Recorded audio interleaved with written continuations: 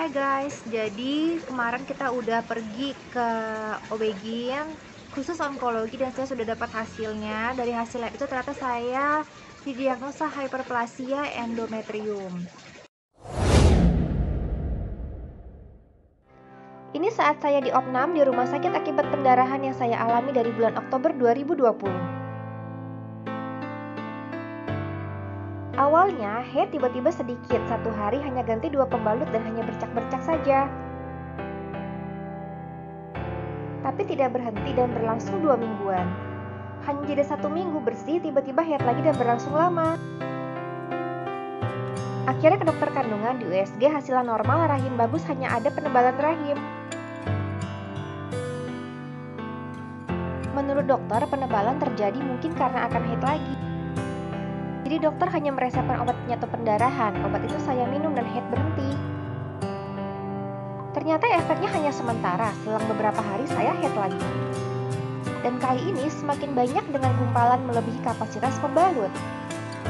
Akhirnya saya dikuret dan harus dirawat hari itu juga. Dokter khawatir saya anemia berat jika tidak segera ditangani. Awalnya saya akan dibius total, namun karena ada kondisi medis tertentu, saya mohon dengan bius tengah badan di tulang punggung. Saat prosedur, saya sadar sepenuhnya. Setelah dikuret, menurut dokter saya harus kontrol lagi 1 minggu ke depan. Dan haid akan datang 1-2 bulan kemudian. Oh ya, butuh kurang lebih 6 jam sampai saya bisa merasakan kembali bagian pinggul sampai ke kaki saya.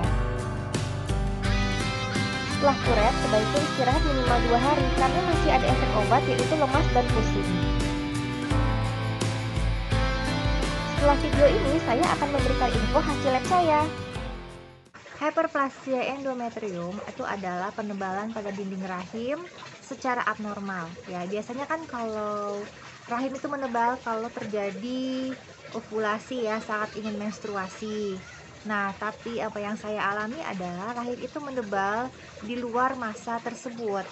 Jadi, tumbuhnya tidak normal. Nah, apakah penyakit MOMFI ini berbahaya? Iya, jika hasilnya adalah kompleks hyperplasia endometrial.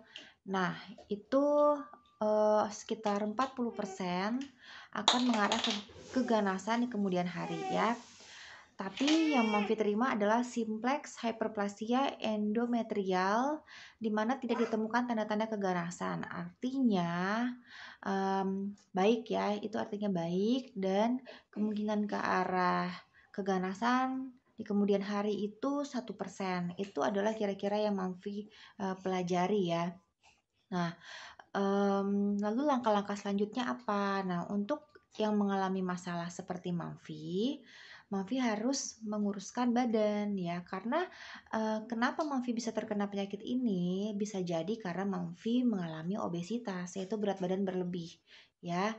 Karena untuk hal-hal lainnya MOMFI tidak seperti merokok, MOMFI tidak merokok. Nah, hyperplasia endometrial ini bisa dialami oleh wanita yang berusia 35 tahun ke atas atau menuju masa menopause atau sedang mengalami masa menopause, obesitas, lalu merokok juga, lalu ada diabetes. Nah, ada juga keluarga yang pernah mengalami semacam kanker di keluarganya. Nah, kalau MOMFI itu hanya obesitas saja. Lalu, bagaimana pengobatan untuk hyperplasia endometrial ini? Pengobatannya adalah selain dengan menguruskan badan, juga ada terapi hormon dan terapi obat-obatan lainnya ya, seperti suntikan, lalu penggunaan KB ya untuk mengendalikan siklus menstruasinya.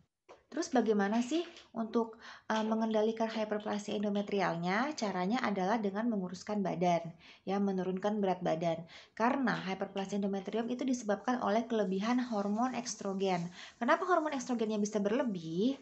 Karena kegemukan ya, karena obesitas.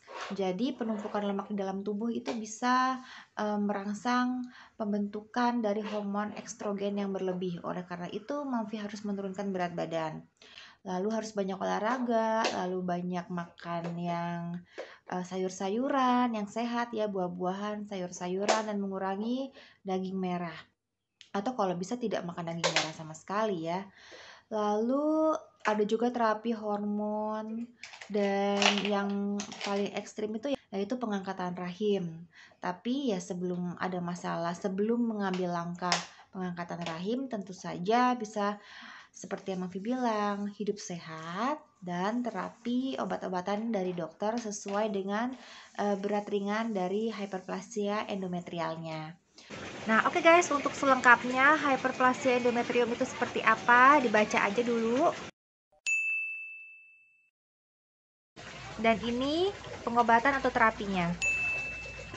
Nah, dan sekarang next step yang saya lakukan adalah appointment berikut dengan dokter, follow up kedua, follow up selanjutnya pasca kuret ya. Dan itu nanti setelah saya mendapat cycle menstruasi berikutnya. Doakan saja semoga semuanya lancar dan saya juga bisa sehat kembali.